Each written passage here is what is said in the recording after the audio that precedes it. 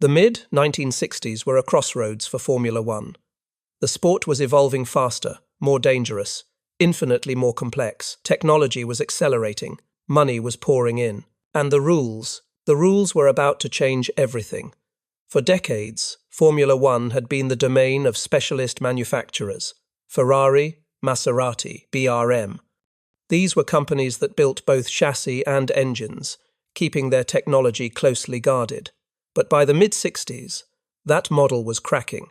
In 1966, the Fédération Internationale de l'Automobile, the FIA, rewrote the rulebook.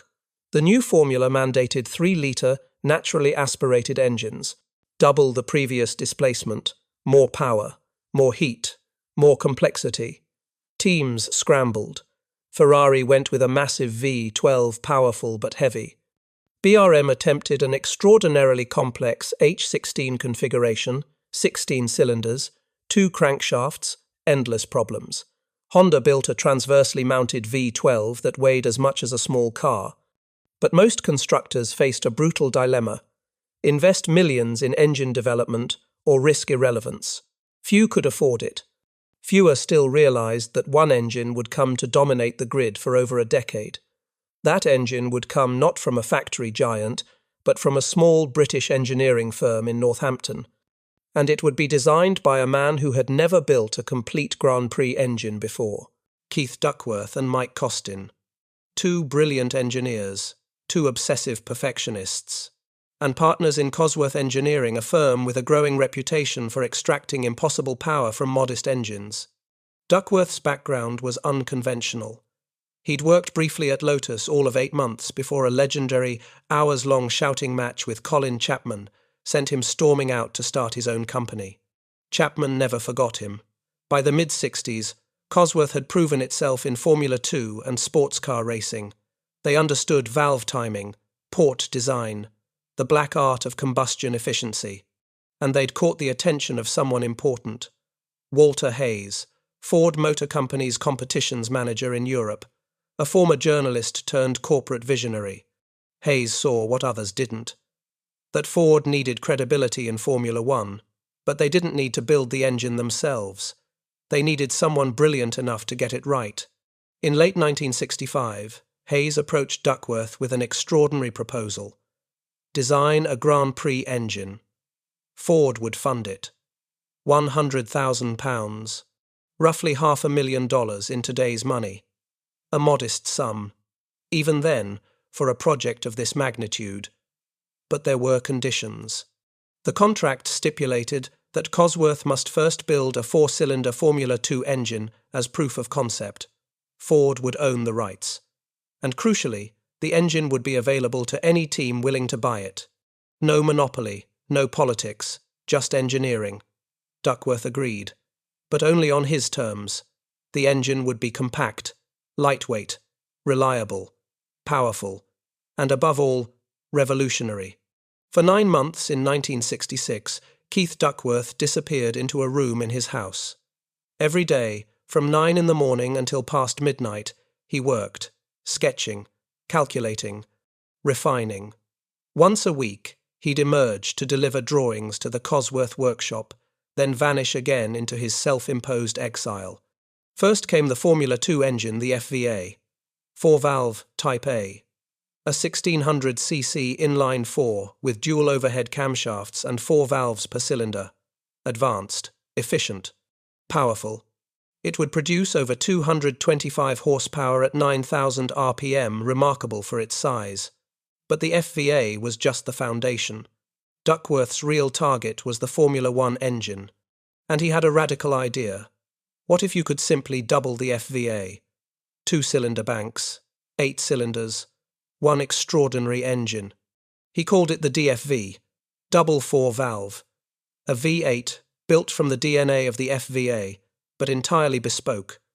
No production parts, no compromises, just pure, focused engineering. The design was elegant, a 90-degree V8 perfectly balanced, 85.67mm bore, 64.77mm stroke, 2,993 cubic centimeters, just under the 3-litre limit, 4 valves per cylinder, dual overhead camshafts per bank, gear-driven timing, 9 gears in total, each precision cut, Lucas mechanical fuel injection, and a design philosophy borrowed from aircraft engines, lightweight aluminum construction throughout.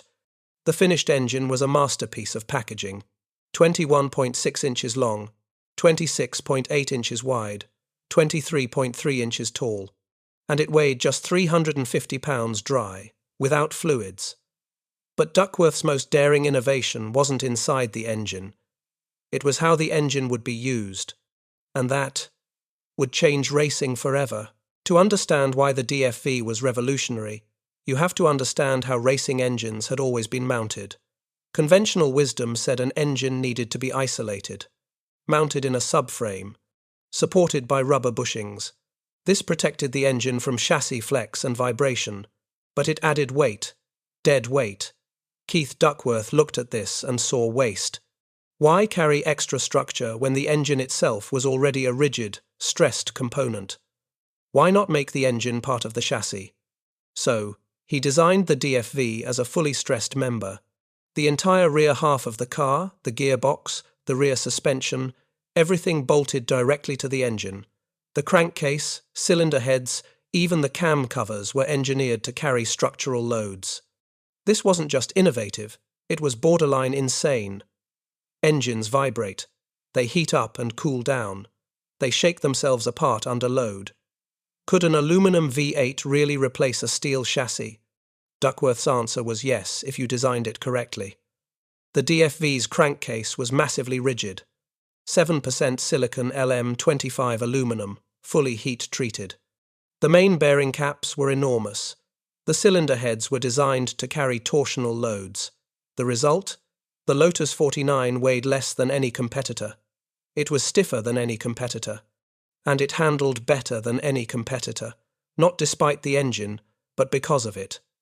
Colin Chapman understood immediately. This wasn't just a new engine.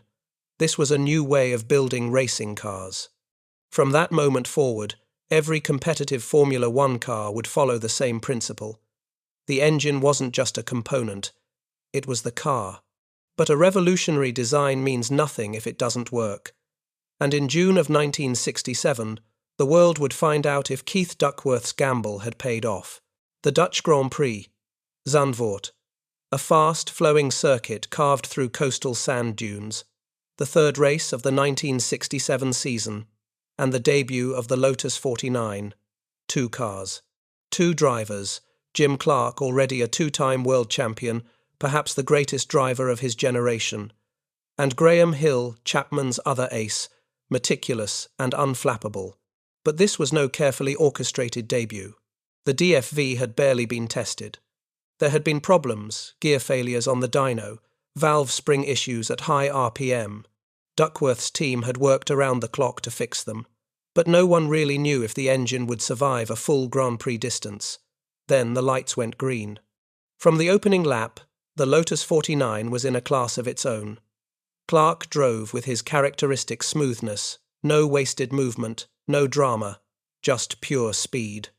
The DFV howled through the gears, its power delivery linear and relentless.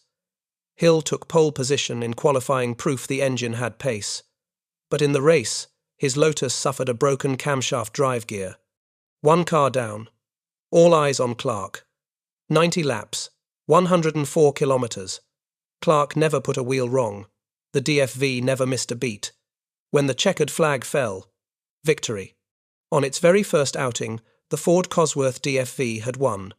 Not by luck, not by circumstance, by being simply, undeniably better.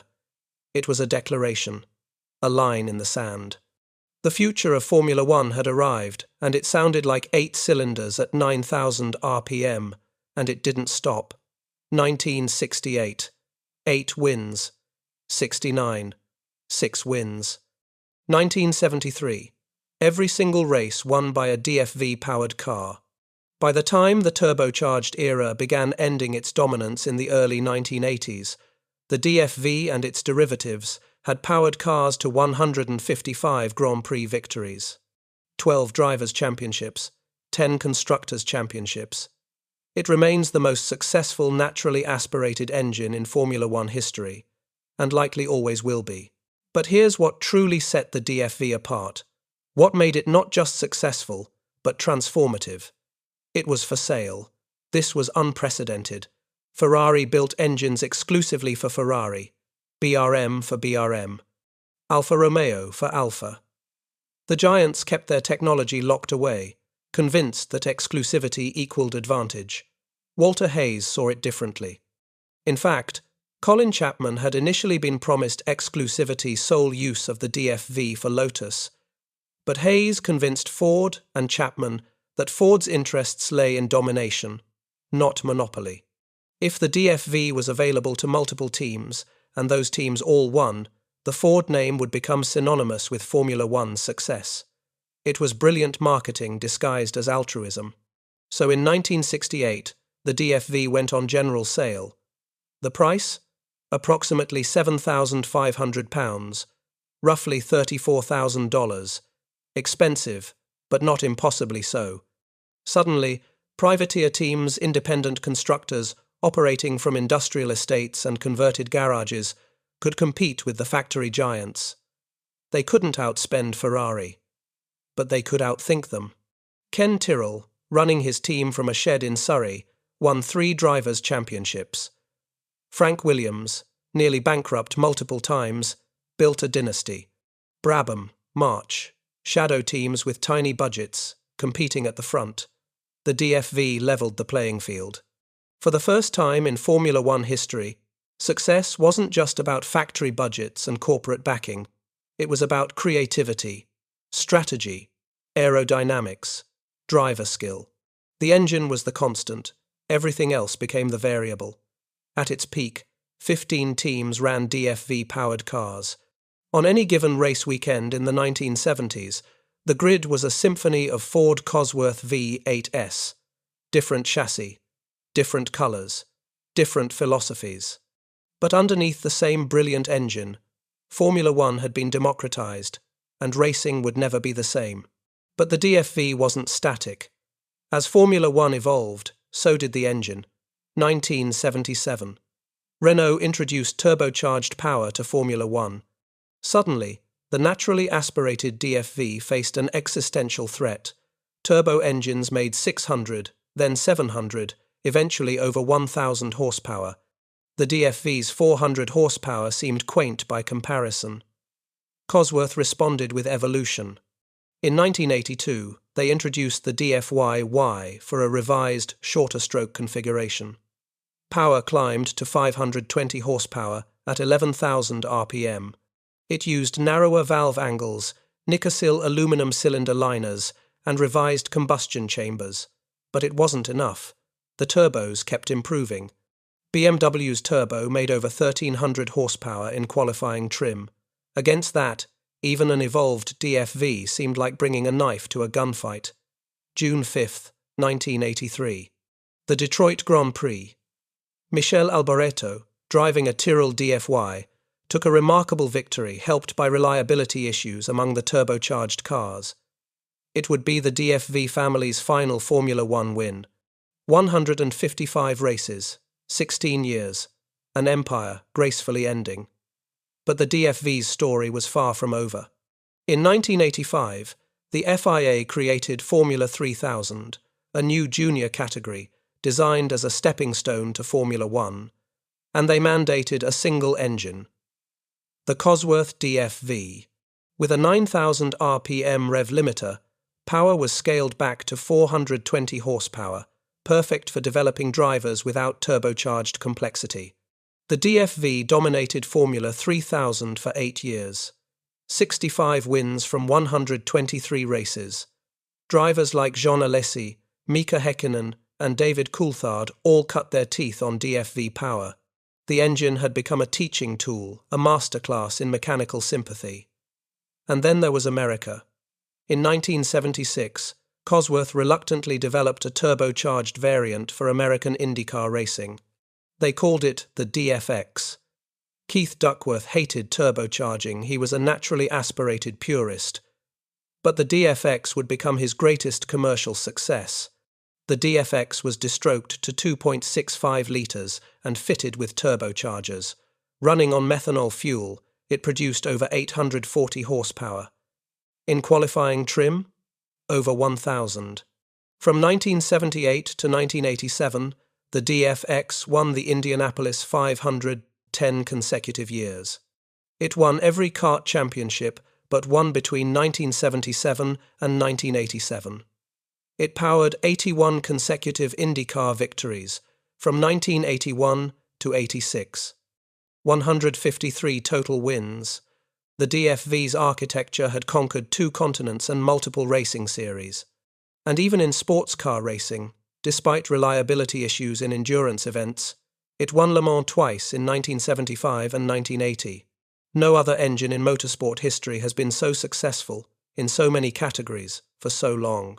The DFV wasn't just an engine, it was a platform, a philosophy, a revolution in aluminum and steel.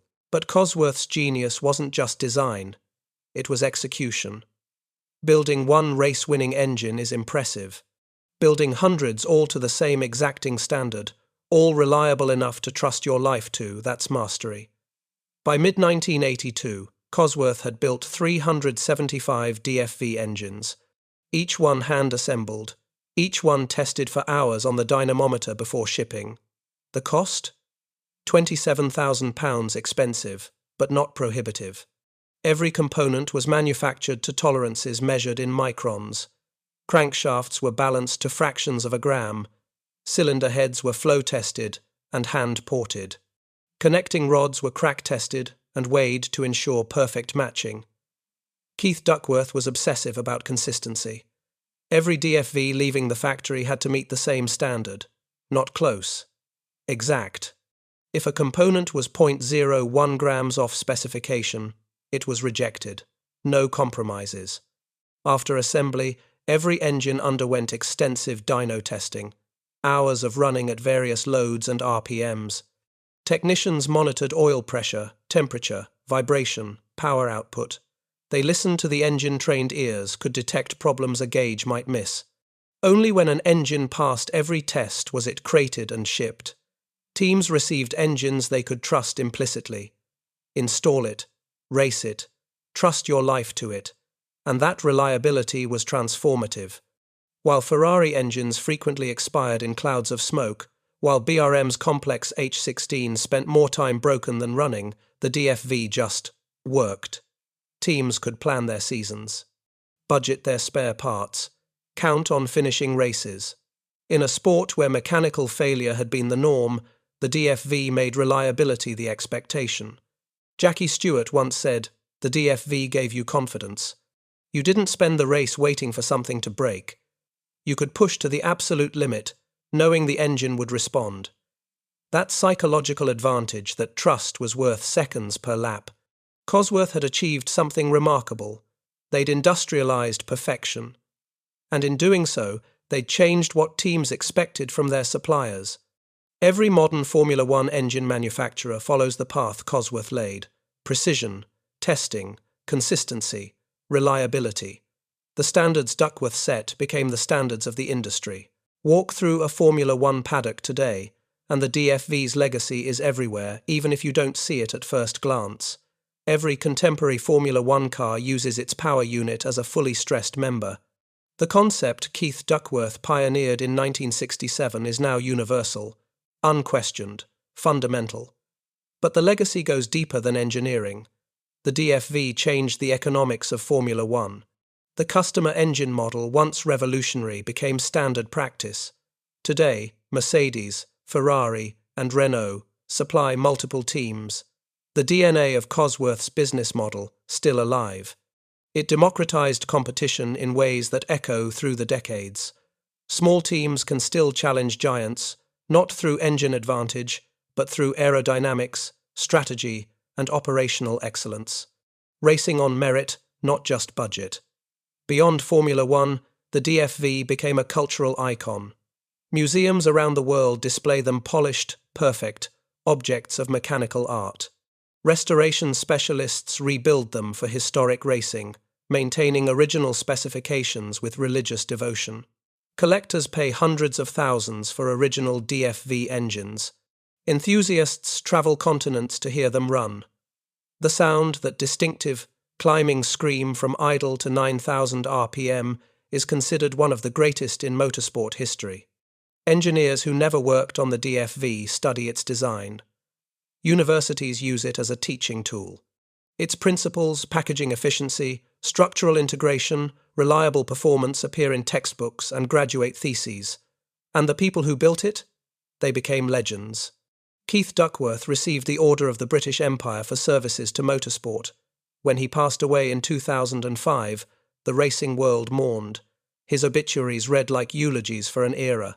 Mike Costin, his partner, remained with Cosworth through multiple ownership changes, always championing engineering excellence over corporate politics.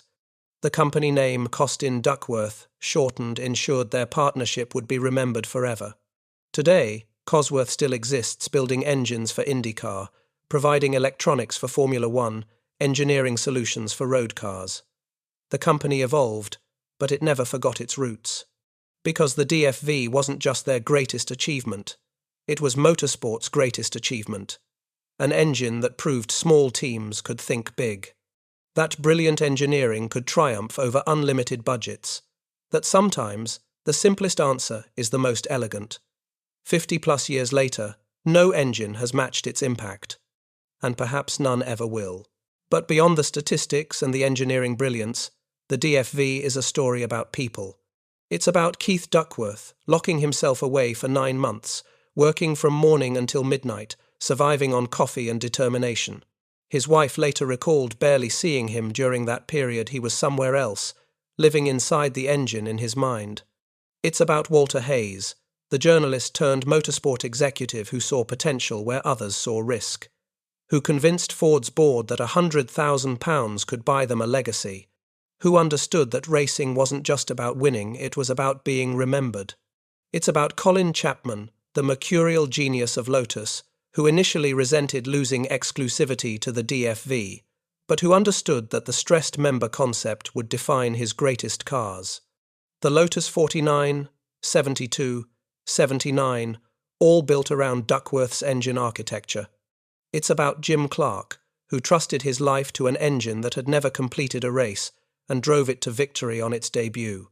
Clark, who would win 25 Grand Prix with DFV power before his tragic death at Hockenheim in 1968, a loss that devastated everyone who knew him. It's about the small teams, the privateers, working from industrial estates and converted garages. Ken Tyrrell, who started as a timber merchant and became a championship-winning team owner. Frank Williams, who nearly went bankrupt multiple times before building a dynasty. These weren't factory teams with unlimited resources. They were believers, armed with brilliant drivers and a Cosworth engine. One story captures the spirit perfectly. In 1969, Matra, a French aerospace company, wanted to use their own V12 engine. Jackie Stewart, their driver and soon-to-be champion, preferred the DFV. Lighter, more reliable, more proven, Matra insisted. Stewart threatened to leave. Matra relented. Stewart won the 1969 World Championship with 6 victories. The DFV never failed him once. The following year, Matra insisted again on their V12. Stewart left for Tyrrell and the DFV. He won 2 more championships. Matra withdrew from Formula One entirely by 1972.